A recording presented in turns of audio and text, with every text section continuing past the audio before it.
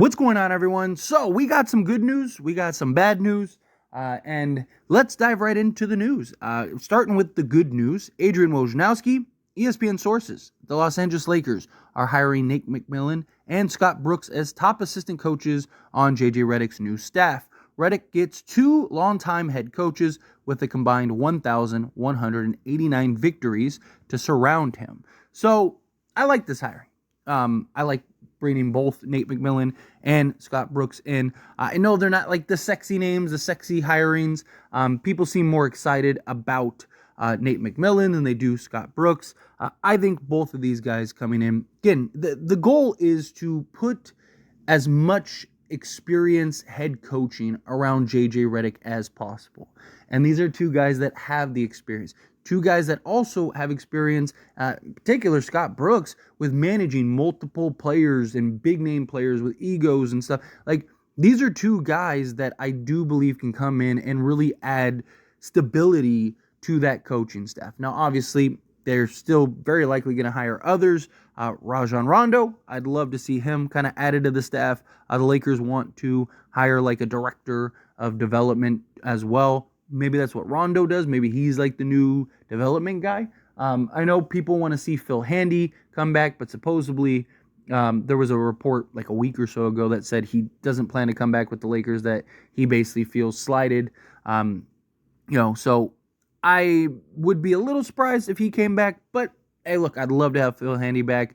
If they gave him that title of like director of development, maybe that would give him and entice him to come back. But he's a guy that wants to become more than a development coach. He wants to at some point be a head coach. He feels like the Lakers have yet to give him that opportunity. But we'll see what happens at that end. But with Nate McMillan and with Scott Brooks, I just think that these give you two different perspectives. I think that this gives you two different kind of philosophies in regards to just the offensive side of things, the defensive side of things, that you get to put alongside JJ Redick. And what I've talked about is having that brain trust, right? Having that community of the minds that can all kind of come together and really kind of right the ship, right? Talked about the 2020 season. Yes, that roster was spectacular, right? They were the best team in the league all year. But that bench was just as good, if not arguably better, than what the roster was as far as coaching goes, right? If you put it in scale, you're talking about, you had Frank Vogel and his just ability with big men and on the defensive side of things. You had Jason Kidd with his guards and offensive side of things. You had Jared Dudley, who, yes, he wasn't on the bench, but he was part of that brain trust. That was a player coach and an extension and working with the players. You had Phil Handy, right? You had Lionel Hollins, who was kind of the middleman of all that. You had Rajon Rondo and LeBron James. All these, again, collections of minds coming together to attack and approach each team and each opposing coach and players in different ways. And I just think that these two guys bring that and add nicely to this coaching staff. And I'm excited for these hires personally. But let me know what your thoughts are on the hires. Well, now the bad news, or potential bad news. So LeBron James is expected to sign a 2-year max of $104 million. He's going to have a no trade clause. He's going to have a player option.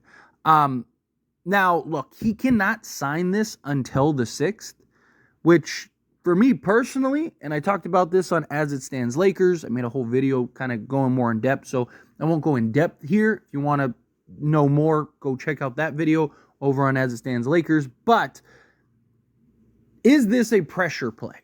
Is this, because everyone knows LeBron's staying. Usually LeBron uses the, I will leave if you don't make a significant move. He can't do that because everyone knows he ain't going anywhere. His son's here. He's not leaving his son. So how do you apply pressure to get a deal done when we're on day 4 and nothing's happened? And all these players are trying to take their time. To me, this kind of feels just the timing is weird, right? Because he can't, if he could sign it today, then sure. But he can't sign it till the 6th. He's talking 3 days between now and Saturday, right? before he can actually sign that contract. And Woj even reported that, he may take a little less to keep them under the second apron and all that stuff. Right? To me, this feels like LeBron going, okay, well, Rob, you're on the clock now. And I also think that this sends a signal to players like DeMar DeRozan and stuff of like, hey, if you don't come, then I'm just going to take the max and then you figure it out, right? And you don't have this big market right now, dude. So what do you want to do, right? And again, put pressure on all sides, all fronts. Now, this doesn't, it changes the fact that we can use our MLE and a sign and trade if he ends up signing that contract. But it doesn't change much as to the way and direction in which the Lakers would improve the roster. Lakers were very likely not improving the roster via free agents anyway. So it was always the trade market. It was always the trade front.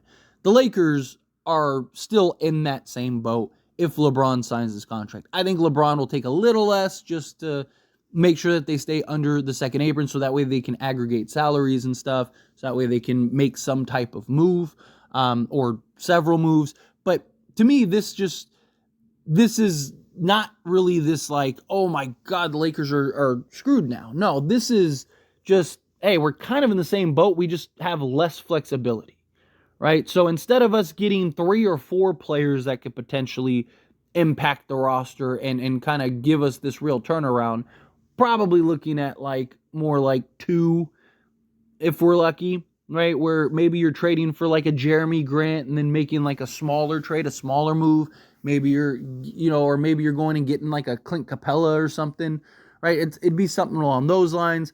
It appears based on what Woj recently said and kind of the word that's going out that the Lakers are still going to do something, that they're not going to just run it back entirely. Now, that doesn't mean that they won't run it back with a good majority, but that they're going to make some changes to this roster. They have to kind of get rid of some guys. They still want to bring back like Taurean Prince, Spencer Dinwiddie. So if they want to do that, you have to get rid of some guys regardless, right? Whether it's just because they have with LeBron, they'll have a full roster, right? So they got to kind of figure out how they can kind of adjust, and whether it's a salary dump trade and they're signing guys, whatever, right? But there's more likely than not going to be some impact trade on the horizon, whether it's a Jeremy Grant or, maybe a Zach LaVine. At this point, it kind of feels like just go get Zach LaVine, right? Like, just especially if you get a first attached to it. But that's just me. But the problem is that like the Lakers need so much, right? Like if we were a Jeremy Grant away from being a true contender and one of the top teams in the league, I'd be stoked, right? Go, what are we doing? Go get Jeremy Grant, let's go, right? But the problem is we're not. Like Jeremy Grant would be great and it would be a huge stride and step in the right direction, but it wouldn't be like, oh, that's it, all is great, right? The Lakers need to pull something off more than just Jeremy Grant. Again, maybe you're just doing it all in one trade. Maybe you're getting Jeremy Grant and like Robert Williams. And now you got, a backup center, and now you got, your small forward, and, maybe you're keeping D'Lo at that point, right? Maybe you're trading Rui in some pieces, and now you're going like D'Lo, Reeves, Jeremy Grant, LeBron James, and Anthony Davis, which would be a significant upgrade, which would be much better than what we had last year. And Jeremy Grant's kind of like a Rui and, Vando meshed together. So maybe you're trading those two in order to go get Jeremy Grant. And then maybe you're making a smaller move or a minor move, right? Maybe you're flipping Gabe Vincent into something, right? So, but the thing is, like, the Lakers need a backup center. If they trade D'Lo, they're going to need a point guard. If they need a legit two-way wing, right? They can play defense and knock down the 3 ball. Right? They need so many things, and they just need talent. We need a talent influx and a talent upgrade. And if LeBron does ultimately end up signing this deal, then that kind of just really limits what they can do. Right now, if LeBron probably will sign and take, it probably will be like 2 years, $100 million or something like that. Whatever he needs to keep them under the second apron, so that way maybe they can go make some moves at the trade deadline, or at least give them some level of flexibility.